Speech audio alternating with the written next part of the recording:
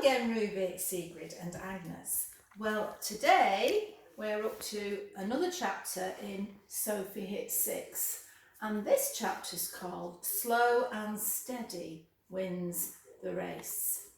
And just so you can remember what happened at the end of the last chapter, here we have a little picture of Sophie with her Aunt Alice and the rabbit that she's been given. Sophie hit upon a name for her rabbit very simply. "Why has he got pink eyes?" she asked Aunt Al. "Because he's albino." Albino, thought Sophie. Funny name, but if you take off the Al, after all we've got one of those in the family, Aunt Al, that just leaves Beano. I like that. At first, Sophie was worried about Tomboy. What would she think of Beano? Cats killed wild rabbits, she felt sure, but what about big tame ones? She found out the answer very soon after Beano's arrival, when he was hopping about the floor and Tomboy suddenly came in through the hole in the back of the shed. Sophie had looked round to see the black cat creeping forward, lashing her tail. But before she could move, the big white rabbit first gave an almighty thump on the floor with his hind legs, and then, with a kind of growl, made a dash at Tomboy, who turned and fled. Matthew and Mark did not share Sophie's feeling for animals. They were polite to Tomboy and to the new rabbit, but what they were mad about was sport. Their ambition was to play professional football, in the same team, of course, and in the Premier League, naturally, when they were grown up. The highlight of the summer term for them was the school sports day. Fast runners, they both were set on beating all the other boys of their age when the great day came. Sophie wasn't a fast runner.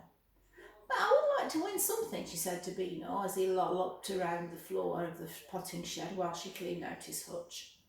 Sophie strewed fresh sawdust on the floor of the hutch and filled the hay rack, the feeding dish and the water bottle. "There you are, my dear," she said, "all nice and tidy. In you go, there's a good boy." She used the last word with confidence. Admittedly, she'd been slightly wrong about Tom because he wasn't a boy, he was a girl. And later about Molly, Holly and Polly. But Aunt Al had assured her that the pet shop owner had assured her that the rabbit was definitely a buck. That's the male rabbit. She latched the door of the hutch and went to find her brothers. They were practising baton changing on the lawn, preparing for the lower junior boys, relay race. There they are, see, practising their running. "When it's sports day," she said to them, "what could I win?" "Well, how fast are you?" they said. "Not very," said Sophie. "Well, let's see then," said Mark. "We'll give you good starts," said Matthew. "From the path here to the other end of the lawn." "Ready?" said Matthew. "Steady," said Mark. "Go," they both shouted. Sophie plodded off at her best speed, shoulders hunched, arms pumping, a look of grim determination on her face. And when she was halfway across, the boys set off. They flashed past her and stood waiting at the other end. "You're not," said Mark. "Not what?" "Very fast," said Matthew. They looked at one another thoughtfully. "I know," said Mark. "I know what you're going to say," said Matthew. "The infant's three-legged race," they cried. "What's that?" "Well, you have a partner and you stand next to him or her with your inside legs tied together so there's two legs on the outside and one in the middle."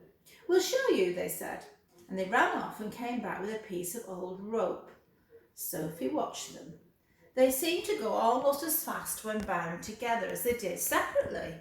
So well balanced were they. And there's a little picture of Matthew and Mark's legs and feet fastened together for three-legged race.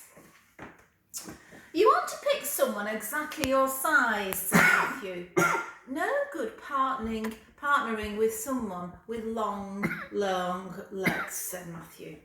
Sophie sat on the garden seat, rubbing the end of her nose. "Exactly my size," she said slowly. So it was that every playtime from then on, Sophie and Andrew solemnly practised for the three-legged race.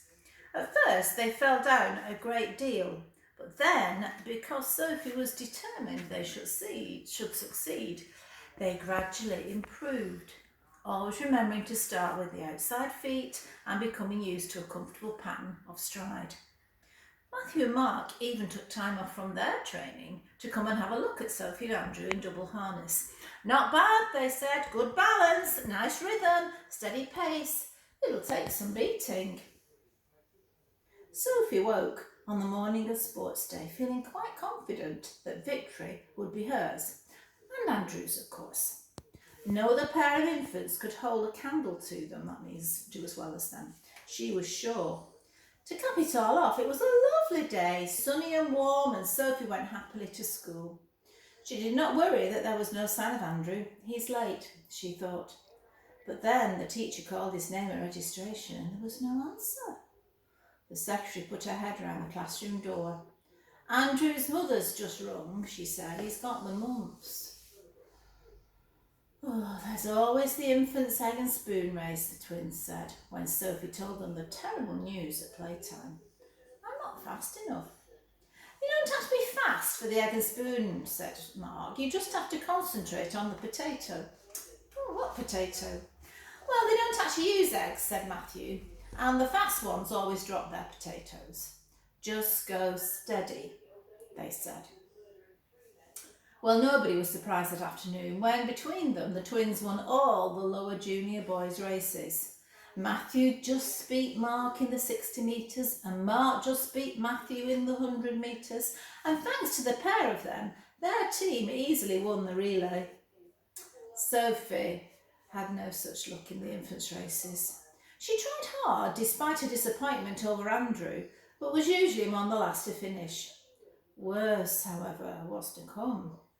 Now then, said the teacher who was organising the three-legged race. Everybody stand beside their partners. And she went round tying their legs together. Sophie, she said at last, where's your partner? He's got the mumps, said Sophie in a voice of deepest gloom. Well, then we must find you another partner. Now, who still hasn't got someone to run with? Me, miss, said a voice. Samantha's gone on holiday. Yes, you guessed it. Well, Grandad has anyway. It was Dawn. There she is, she putting her hand up to say, me, miss. Oh no, said Sophie, I don't want to run with her. Don't be silly, Sophie, said the teacher. Come here, Dawn. When all the pairs were lined up for the race, it was only too plain that one pair was dreadfully unsuited. Lanky Dawn, that means she was quite tall, with her neat blonde ringlets, towered over dark, stocky Sophie, who looked as always as though she'd just come through a hedge backwards, a bit like Grandma's hair at the moment. And it was very apparent that only the length of material binding them together stopped them from putting as much distance as possible between one another. Go, shouted the teacher, and away went the other couples, their arms round each other's shoulders. Now, all those minutes, hours even, of painstaking practice with poor mumpy Andrew were as nothing. Sophie led off with her left foot and Dawn did the same. And you can guess what happened. They fell in a heap. Struggling up, they stumbled and shambled behind, off balance, out of step and hopelessly ill-matched. Time and again they fell, until at last Dawn burst into tears and lay howling. There she is, see. And Sophie looks very cross. You wimp, she said bitterly, I ought to thump you. You're mouldy, stupid and assive, you are. You know, that's her favourite phrase, isn't it, when she's cross. And she undid the binding and got to her feet and stumped off, leaving Dawn on the ground. Hard luck, Sophie, said Matthew. It was Dawn. She wasn't very good, said Mark. And there's still the egg and spoon race, said Matthew. Concentrate on the potato, said Mark. You can do it, they said together. Potatoes were of all shapes and sizes, and by sheer good luck, Sophie was given a nice heavy one that fitted well into the bowl of the spoon. That was a help, no doubt about it, but more important was the fact that Sophie remembered her brother's advice to go steady. Several of the infants galloped away at the start of the race, especially the still snivelling Dawn, who was anxious to get as far away from Sophie as she could. And before long, potatoes were rolling all over the grass. Soon all the faster runners were in trouble. The race, it was plain, was between Sophie and Duncan, who was also going along very steadily, possibly because his short legs wouldn't carry him any faster. Neck and neck they plodded on while the twins yelled encouragement to their sister, and then Duncan tripped and fell, and Sophie came home the winner. Hooray!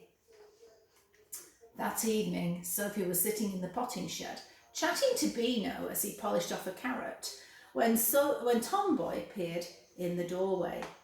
Having made sure that the rabbit was safely shut in his hutch, she came over to be stroked and petted. There you can see a picture of Tomboy, not sure whether to come in or not, and Beano's eating his carrot. "Shall I tell you something, Tomboy?" said Sophie. "Today I won the infant's egg and spoon race." "You?" said Tomboy. "Yes, me." "What do you think of that, my dear?" said Sophie, and her black cat purred very loudly indeed and enjoyed being stroked by Sophie. And that's the end of the chapter. If the weather's nice over on the farm, maybe you can practice some of these races like Sophie and her brothers.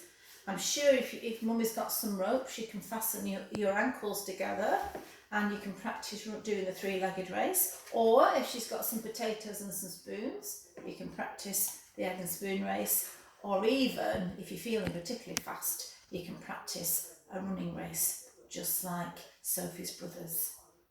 In the meantime, Grandma will say bye-bye, and I'm going to visit Auntie Linda this afternoon, so I will tell her that I've been reading to you. The next chapter's called Lost and Found, but we'll have to wait till tomorrow to find out what's lost and what's found. Okay, Grandma will say bye-bye.